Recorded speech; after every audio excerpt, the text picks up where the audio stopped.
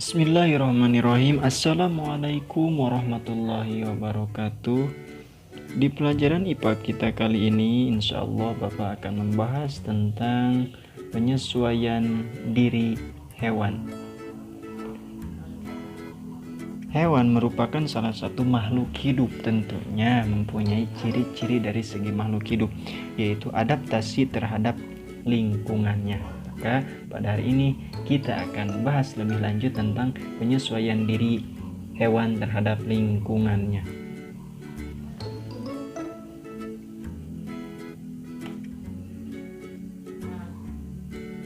Setiap hewan juga memiliki ciri khas baik bentuk tubuh maupun perilaku. Ciri khas tersebut biasanya bersesuaian dengan cara hidup dan habitat hewan tersebut. Ciri khas tersebutlah yang membantu hewan untuk bertahan hidup di lingkungannya, dan inilah yang disebut dengan adaptasi hewan terhadap lingkungannya. Berikut ada beberapa contoh hewan yang memiliki ciri khas sebagai bentuk penyesuaian diri terhadap lingkungan hewan tersebut. Di antaranya yaitu kelelawar. Kelelawar merupakan hewan yang mencari makan pada malam hari dan tidur pada siang hari. Untuk mencari makan dalam kegelapan, hewan mempunyai kemampuan untuk mendeteksi keadaan lingkungan dalam keadaan gelap. Kelelawar akan mengeluarkan bunyi berfrekuensi tinggi dari mulutnya. Bunyi tersebutlah kemudian akan dipantulkan oleh benda-benda yang ada di sekitarnya. Setelah mendengar bunyi pantulannya, kelelawar dapat memperkirakan jarak rintangan atau makanan yang ada di sekitarnya. Kemampuan ini disebut dengan ekolokasi. Kelelawar memiliki sayap yang lebar untuk memudahkan menangkap bunyi.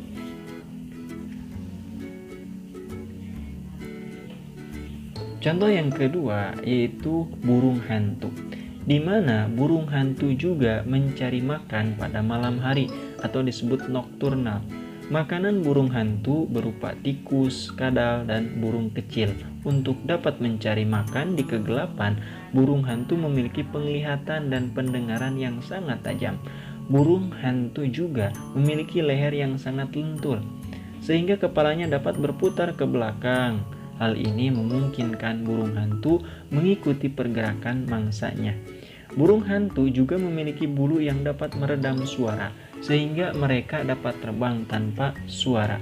Hal ini memungkinkan burung hantu menyambar mangsanya secara diam-diam.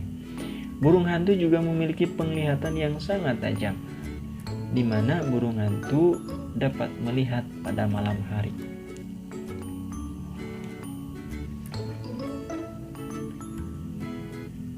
Lalu kemudian ada toke atau cicak. Toke dan cicak termasuk dalam jenis hewan reptilia. Makanan hewan tersebut adalah serangga kecil seperti nyamuk, lalat, dan laron. Untuk menangkap serangga, cicak atau toke harus merayap di dinding atau langit-langit rumah. Toke dan cicak mampu merayap tanpa terjatuh karena memiliki lapisan perekat di kakinya. Toke dapat merayap di dinding langit-langit bangunan karena adanya lapisan perekat pada telapak kakinya. Ini salah satu bentuk penyesuaian toke dan cicak ya, pada lingkungannya. Lalu kemudian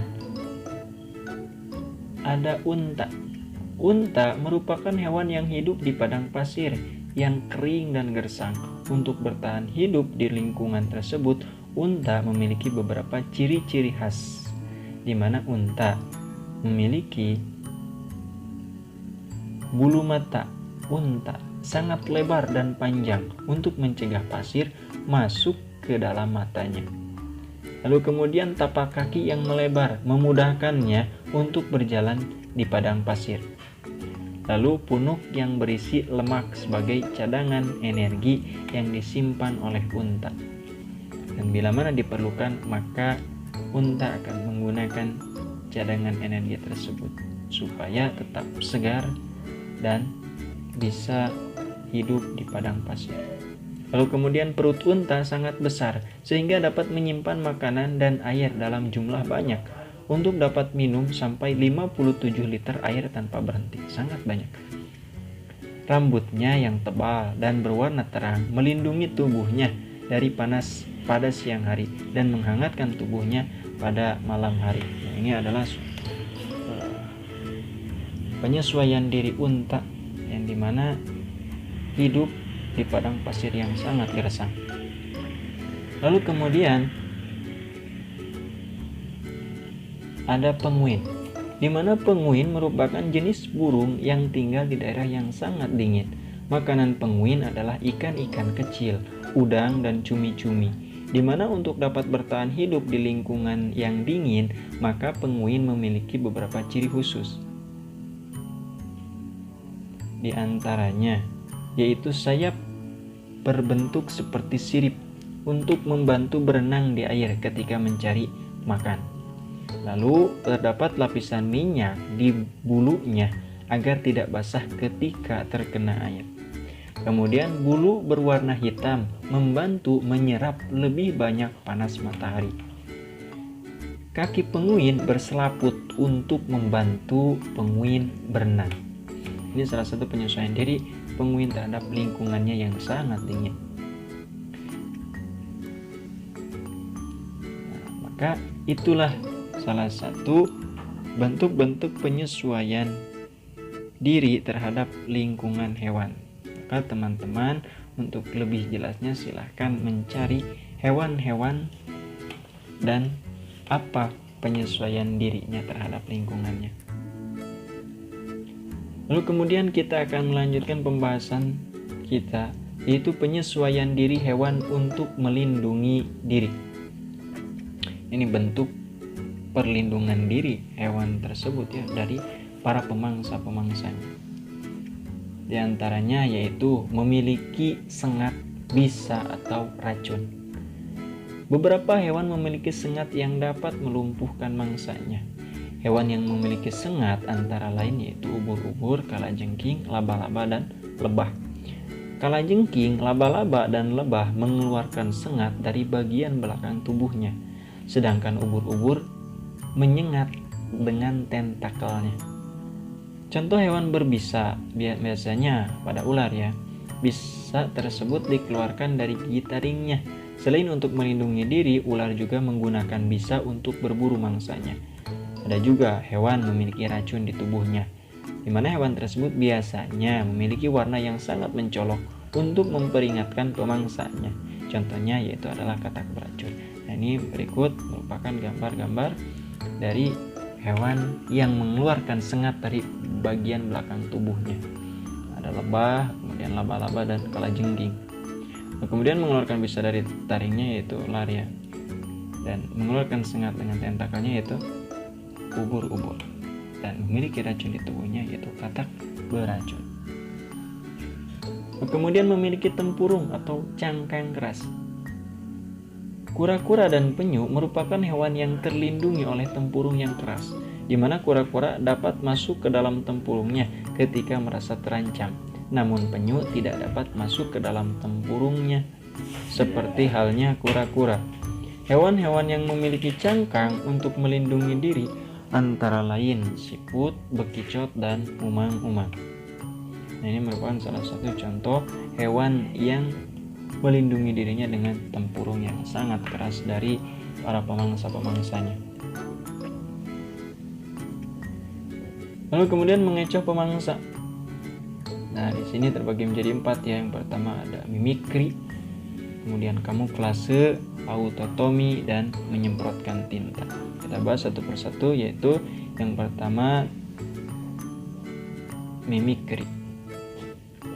Mimikri terjadi ketika suatu jenis hewan memiliki kemiripan dengan hewan lain yang beracun atau lebih buas untuk menakuti pemangsanya. Contohnya seperti kupu-kupu Viceroy, merupakan kupu-kupu monarch yang beracun sehingga pemangsa akan enggan memangsanya. Kupu-kupu Viceroy menyerupai kupu-kupu monarch ya. Ini salah satunya bentuknya. Atau ular susu yang tidak berbisa menyerupai ular karang yang sangat mematikan. Yang dimana tujuannya itu tadi untuk mengelabui pemangsanya. Kemudian kamuflase. Apa yang dimaksud dengan kamuflase? Beberapa hewan tersembunyi di tempat yang memiliki kesamaan warna atau tekstur dengan tubuhnya. Jadi kamuflase ini merupakan perlindungan diri terhadap hewan dalam bentuk menyamakan diri terhadap lingkungannya, maka disebut kamuflase. Contohnya seperti ngengat yang bersembunyi di batang pohon karena memiliki warna yang sangat mirip, sehingga ketika kita lihat maka akan samar, padahal di dalamnya ada ngengat. Lalu kemudian belalang sembah bersembunyi di antara dedaunan yang memiliki warna yang sangat sama dengan tubuhnya. Dan bunglon menyerupai tempat ia berada untuk mengelabui pemangsanya. Kemudian ada autotomi. Apa yang dimaksud dengan autotomi? Nah, autotomi ini merupakan salah satu perlindungan diri ya. Contoh seperti cecak yang merasa terancam akan memutuskan ekornya. Ini disebut autotomi. Hal ini merupakan salah satu cara cecak untuk melarikan diri dari pemangsanya. Cicak memutuskan ekornya, atau kadal juga sama bisa memutuskan ekornya saat dikejar pemangsa, di mana ekor cicak atau kadal yang masih bergerak-gerak akan mengancam pemangsa, sementara cicak melarikan diri. Kemudian ekor cicak atau kadal akan tumbuh kembali menggantikan ekor yang hilang. Ini dimaksud dengan autotomi.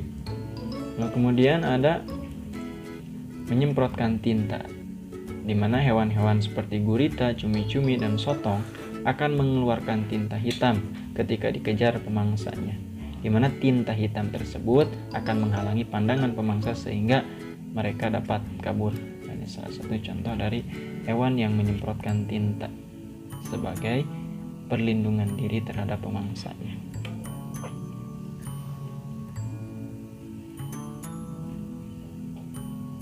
Lalu kemudian ada hewan yang melindungi diri dengan durinya.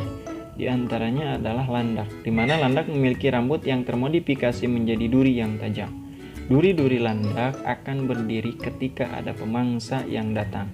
Selain landak, hewan seperti ikan buntal dan landak laut juga melindungi diri dengan duri.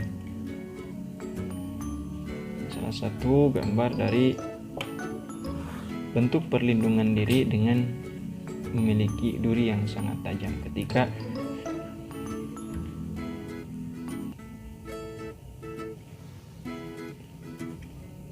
dan alhamdulillah pembahasan kita cukup sampai di sini. Silakan teman-teman baca kembali buku paketnya. Semoga teman-teman tetap semangat dan senantiasa berada dalam lindungan Allah Subhanahu wa taala. Terima kasih. Wassalamualaikum warahmatullahi wabarakatuh.